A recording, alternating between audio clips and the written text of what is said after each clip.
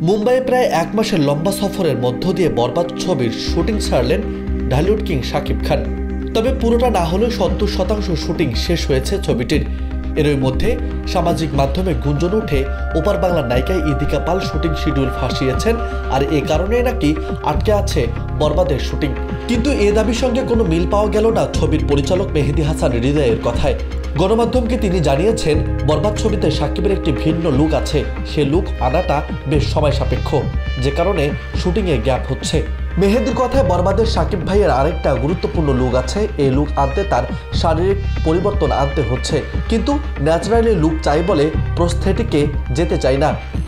শাকিব ভাইও চাচ্ছেন তার এই লুকটি ন্যাচারালি আসুক, এটা সময় সাপেক্ষ ব্যাপার। ইদিকা পাল শিডিউল ভাসিয়েছেন এই গুঞ্জনকে ভিত্তিহীন বলেও দাবি তার, এবং মেহেদী এও বলেন ৭০% শুটিংয়ে মুম্বাই থেকে যা চেয়েছি তাই তুলে এনেছি।